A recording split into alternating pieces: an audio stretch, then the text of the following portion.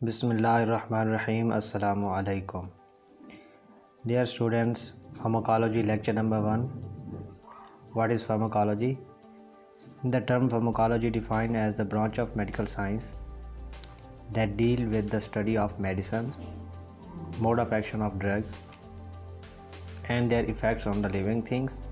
Pharmacology medical science की एक branch है जिसके अंदर हम मेडिसिन को पढ़ते हैं, मेडिसिन का असर पढ़ते हैं, mode of action of drug और उसका लिविंग थिंग के ऊपर क्या असर है, biochemical process like binding to the regulatory molecules and activating और inhibiting the normal body process. और हम इस चीज़ को पढ़ते हैं कि आफ्टर एडमिनिस्ट्रेशन जब हम ड्रग खाते हैं तो मेडिसिन हमारे जिस्म के अंदर कौन कौन से प्रोसेस को एक्टिवेट करेगी या उनको इनहिबिट कर देगी, यानी उनको रोक देगी। इस चीज़ को हम फार्माकोलॉजी के अंदर पढ़ते हैं। मुख्तसरन ये है कि फार्माकोलॉजी के अंदर हम दो चीज़ें पढ़ते हैं। एक को हम फार्माकोकाइनेटिक्स कहते हैं, यानी body effect on the drug, हमारी बॉडी ड्रग के साथ क्या करेगी। दूसरा फार्माकोडायनामिक्स, यानी drug effect on the body, जो ड्रग हम लेंगे उसका बॉडी के ऊपर क्या असर होगा। इन दो चीज़ों को हम फार्माकोलॉजी के अंदर तफसील से पढ़ते हैं। अब हम बात करते हैं फार्माकोलॉजी की ब्रांचेस के हवाले से कि फार्माकोलॉजी की कौन सी ब्रांचेस हैं। Branches of pharmacology 2 main branches हैं जिनको हम पहले से डिस्कस कर चुके हैं, फार्माकोकाइनेटिक्स एंड फार्माकोडायनामिक्स। नेक्स्ट हम फार्माकोकाइनेटिक्स को तफसील से देखते हैं। फार्माकोकाइनेटिक्स जिसको हम पढ़ चुके हैं कि body effect on the drug, हमारी बॉडी जो है वो ड्रग के साथ क्या करेगी, इसको हम कहते हैं फार्माकोकाइनेटिक्स। इन अदर हैंड हम ये कह सकते हैं कि what body do with drug, हमारी बॉडी ड्रग के साथ क्या करती है, इसको हम कहते हैं फार्माकोकाइनेटिक्स। फार्माकोकाइनेटिक्स जो है वो इन मेजर 4 प्रोसेस के ऊपर काम करती है। जो फर्स्ट प्रोसेस है उसको एब्जॉर्प्शन कहते हैं। देखते हैं ये एब्जॉर्प्शन क्या है। Absorption is the transfer of a drug from its site of administration to the blood stream.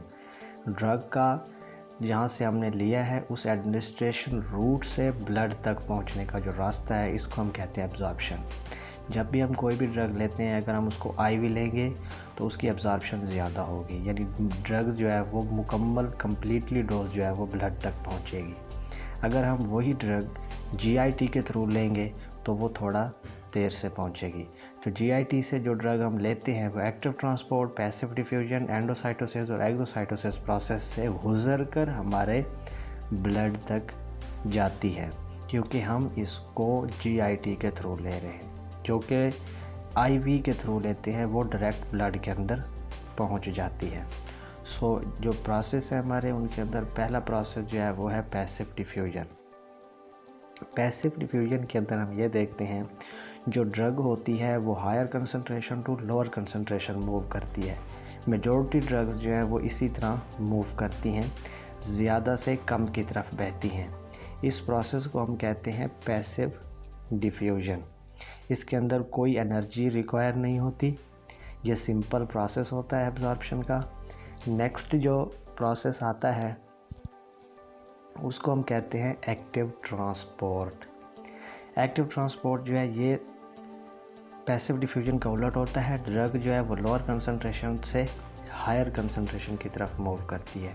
जब भी कोई चीज़ लोअर से हायर की तरफ जाएगी तो उसको एनर्जी रिक्वायर होगी। ये एनर्जी डिपेंडेंट प्रोसेस होता है।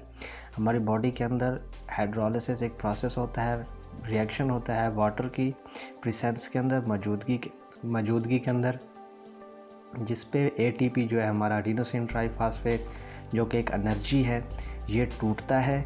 इसके टूटने से एनर्जी का खारिज होती है जिसके थ्रू हमारी ड्रग जो है वो लोअर से हायर कंसंट्रेशन की तरफ मूव करती है।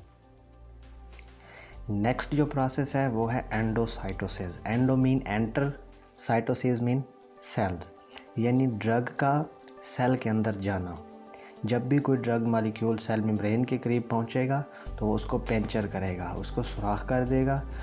जब उसको सुराख होगा तो वो सेल मेम्ब्रेन जो ड्रग के मॉलिक्यूल को अपने अंदर इंगल्फ कर लेगी, यानी निगल लेगी। इस सूरत के अंदर जो भी ड्रग का मॉलिक्यूल होगा वो सेल मेम्ब्रेन को पेंचर करके सेल के अंदर एंटर हो जाएगा। इस प्रोसेस को हम कहते हैं एंडोसाइटोसिस। नेक्स्ट जो प्रोसेस आता है उसको कहते हैं एक्सोसाइटोसिस। एक्सो मीन बाहर आना, एक्सक्रीट होना, साइटोसिस सेल से। जब ड्रग अंदर चली जाएगी वो बाहर कैसे आएगी, इस प्रोसेस को हम कहते हैं एक्सोसाइटोसिस। वो ड्रग उसी तरह सेल को छोड़कर सेल से बाहर ब्लड के अंदर आ जाएगी। इस प्रोसेस को एक्सोसाइटोसिस का नाम दिया जाता है। अब जो हमारा नेक्स्ट प्रोसेस है वो है डिस्ट्रीब्यूशन। ड्रग किस तरह डिस्ट्रीब्यूट होगी। ये एब्जॉर्प्शन का उलट प्रोसेस होता है। ड्रग जो है वो ब्लड स्ट्रीम को छोड़कर टिश्यूज़ की तरफ जाएगी। जब हम ड्रग लेते हैं वो ब्लड के अंदर शामिल होती है, फिर वो अपने टारगेट सेल तक पहुंचती है। टिश्यू यहाँ पर टारगेट सेल्स होंगे, तो ब्लड को छोड़कर टिश्यू की तरफ ड्रग का जाना, इसको कहेंगे डिस्ट्रीब्यूशन। कुछ फैक्टर्स हैं जो इफ़ेक्ट करते हैं डिस्ट्रीब्यूशन के ऊपर। उनके अंदर जो फर्स्ट फैक्टर रहता है उसको कहते हैं ब्लड फ्लो। हम जानते हैं कि बॉडी के डिफरेंट आर्गन में ब्लड का फ़्लो डिफरेंट होता है, मुख्तलिफ होता है। ब्रेन, लीवर, किडनी के अंदर ब्लड का फ़्लो ज़्यादा होता है। स्केलेटल मसल्स, एडिपोज टिश्यू वगैरह के अंदर ब्लड का फ़्लो कम होता है। जिन आर्गन के अंदर ब्लड का फ़्लो ज़्यादा होगा वहाँ पर ज़्यादा ड्रग पहुँचेगी। जिनके अंदर ब्लड का फ़्लो कम होगा वहाँ पर जो हमारी ड्रग है वो कम मिकदार में पहुँचेगी। ये पहला फैक्टर है ब्लड फ़्लो। नेक्स्ट हम बात करते हैं कैपिलरी परमिएबिलिटी। कैपिलरी परमिएबिलिटी क्या है? कैपिलरीज़ की ड्रग के मॉलिक्यूल्स को अपने अंदर ले जाने की सलाहियत। ड्रग्स दो तरह की होती हैं, कुछ लिपोफिलिक होती हैं और कुछ वाटरफिलिक होती है। लिपोफिलिक ड्रग्स जो होती हैं वो अगर सिलेक्ट जंक्शन ना हो, किसी चीज़ के अंदर रुकावट ना हो सेल्स के अंदर, तो वो एंटर हो सकती है, अदरवाइज़ नहीं हो सकती। इसकी एग्जांपल क्या है? ब्रेन के अंदर एंडोथेलियल जो सेल्स होते हैं वो कॉन्टीन्यूस होते हैं, कोई सिलेक्ट जंक्शन नहीं होता। इस तरह ब्लड जो है ना, ड्रग जो है वो मूव कर सकती है। नेक्स्ट है ड्रग बाइंडिंग। ड्रग जब प्लाज्मा के अंदर, ब्लड के अंदर प्रोटीन के साथ बाइंड होगी वो इनएक्टिव हो जाती है। जब वो अपने रिसेप्टर तक पहुंचेगी वो उस प्लाज्मा प्रोटीन को छोड़ेगी, तब जाकर वो उस रिसेप्टर के साथ अटैच होकर अपना फार्माकोलॉजिकल एक्शन शो करेगी। इस चीज़ को हम कहते हैं ड्रग का प्लाज्मा के साथ बाइंड होना, प्रोटीन के साथ। अब हम नेक्स्ट बात करते हैं, जो फैक्टर आता है हमारा वो है अपेरेंट वॉल्यूम ऑफ डिस्ट्रीब्यूशन। यानी ब्लड के अंदर the volume of blood in which drugs are distribute, कितने ब्लड के अंदर कितनी ड्रग डिस्ट्रीब्यूट हो सकती है, इसको हम कहते हैं अपेरेंट वॉल्यूम। वी बराबर है डोज ऑफ एडमिनिस्ट्रेशन बटा प्लाज्मा कंसनट्रेशन। ठीक हो गया। नेक्स्ट जो हमारा प्रोसेस है वो है मेटाबॉलिज्म। लिपोफिलिक ड्रग्स जो होती हैं वो ट्रांसफ़र होती हैं वाटरफिलिक के अंदर, यानी लीवर का लिपोफिलिक ड्रग को वाटरफिलिक ड्रग के अंदर कन्वर्ट करने का जो प्रोसेस है उसको हम कहते हैं मेटाबॉलिज्म। ठीक हो गया। बाज़ औक़ात लीवर के अलावा भी यानी इंटेस्टाइन्स हो गई, टिश्यूज़ हो गए, वो भी ड्रग को जो है ना वो लिपोफिलिक फॉर्म से वाटरफिलिक फॉर्म में कन्वर्ट कर देते हैं। क्योंकि हम जानते हैं जो हमारी ड्रग है वो एक्सक्रीट होती है वाटर फिलिंग फॉर्म के अंदर। लिपोफिलिक फॉर्म के अंदर हमारी ड्रग जो है वो एक्सक्रीट नहीं हो सकती। लिपोफिलिक से वाटर फिलिक के अंदर कन्वर्ट होना बहुत ज़रूरी है। जो मेटाबॉलिज्म होता है वो 2 फेजेस के अंदर होता है। जो फर्स्ट फेज़ है उसके अंदर हमारी जो ड्रग होगी वो लिपोफिलिक से वाटर फिलिक के अंदर कन्वर्ट होगी ऑक्सीडेशन प्रोसेस के थ्रू, रिडक्शन प्रोसेस के थ्रू या फिर हाइड्रोलाइसिस प्रोसेस के थ्रू। इन 3 प्रोसेस के थ्रू हमारी जो ड्रग है वो लिपोफिलिक से वाटर में कन्वर्ट हो जाती है फेज़ 1 के अंदर। अब बात करते हैं फेज़ 2 के अंदर। अगर एक ड्रग इन 2 प्रोसेस के थ्रू लिपोफिलिक से वाटरफिलिक में कंप्लीट नहीं होती, कन्वर्ट नहीं होती, फिर वो क्या करती है, कॉन्जुगेटेड रिएक्शन से तब्दील होती है। यानी sulphuric acid, acetic acid, amino acid के साथ जाके वो रिएक्शन करेगी, वो इनको कम्प्लीटली वाटर सॉल्युबल में तब्दील कर देंगे। फिर जाके हमारी जो ड्रग होगी वो हमारी बॉडी से या किडनी से जाके वो बाहर जो है ना वो एक्सक्रीट हो पाएगी जब वो मुकम्मल पोलर में कन्वर्ट होगी, वाटर लविंग में। नेक्स्ट जो हमारा प्रोसेस आता है वह है एलिमिनेशन, ड्रग का बॉडी से एक्सक्रीट होना, removal of drug from the body. इसके मुख्तसर रूट्स होते हैं, मुख्तलिफ रूट हैं। जो मोस्ट कॉमन रूट है वो यूरिन है। यूरिन के थ्रू जो हमारी ड्रग होती है वो एक्सक्रीट होती है। अदर रूट्स भी आते हैं जिनको हम डिस्कस करते हैं। पहला जो हमारा रूट है वो किडनी है। किडनी के थ्रू जो ड्रग बॉडी से रिलीज़ होगी वो आपको पता है यूरिन के थ्रू एक्सक्रीट होगी। ये फॉलोइंग पार्ट्स हैं किडनी के जिनके नाम यहाँ पर बताए गए हैं। नेक्स्ट बात करते हैं लीवर की। लीवर के थ्रू भी हम अपनी ड्रग को एक्सक्रीट कर सकते हैं। जो लीवर होता है वो अपने अंदर से ड्रग को सेक्रीट करेगा बाइल्स के अंदर। सेक्रीट का मतलब होता है बॉडी टू बॉडी रिलीज़ होना। एक्सक्रीट होता है बॉडी टू आवर, बाहर लॉस करना। सो बाइल से फिर ड्रग जो है वो फीसेस के अंदर जाके बाहर एक्सक्रीट होगी।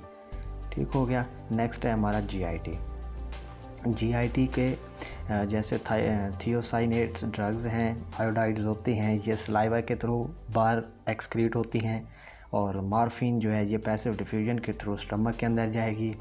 फिर स्टमक से यही ड्रग्स जो है वो फीसेस के अंदर जाएगी। फीसेस से फिर वो ड्रग जो है ना बाहर एक्सक्रीट होगी।